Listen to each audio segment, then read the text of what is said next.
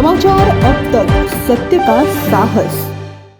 रिद्धपूर येथे मराठी भाषा विद्यापीठाच्या स्थापनेसह परिसराचा सर्वांगीण विकास करण्यात येणार असून राज्यातील महानुभाव पंथाच्या विविध तीर्थस्थळांचाही विकास करण्यात येईल असे प्रतिपादन उपमुख्यमंत्री देवेंद्र फडणवीस यांनी येथे केले।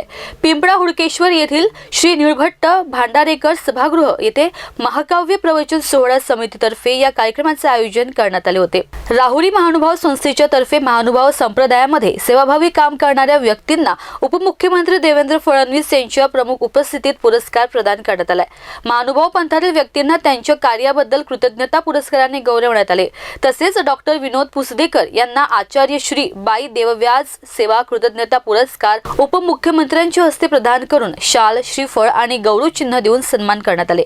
महानुभाव पंथ प्रवर्तक सर्वज्ञ श्री चक्रधर स्वामींचे योगदान अमूल्य आहे। त्यांच्या अमूल्य भाषिक योगदानामुळे मराठी साहित्याची गंगोत्री रिद्धपूर ठरली आहे। महानुभाव पंथ हा कुप्रथा व्यसनाधीतीपासून दूर पारस्परिक संबंध जपून शुद्धतेची जपणूक करण्याचे काम महानुभाव पंथाने केलाय। या पंथाचा विस्तार देशासह विदेशातही आहे। यामुळेच रिद्धपूर ही महानुभाव पंथांची सोबतची मराठी भाषेचीही काशी आहे। लीळा चरित्रासारखे आद्य ग्रंथ जिथे लिहिला गेला तेथे पहिले मराठी भाषा विद्यापीठ होणार आहे। चक्रधर स्वामी व त्यानंतरच्या गुरूंचा वैचारिक खजिना कालोघात नष्ट होऊ नये तर वाढावा यासाठी या विद्यापीठाचे महत्त्व विशेष ठरणार आहे असे उपमुख्यमंत्री देवेंद्र फडणवीस यांनी उपस्थितांना संबोधन केले।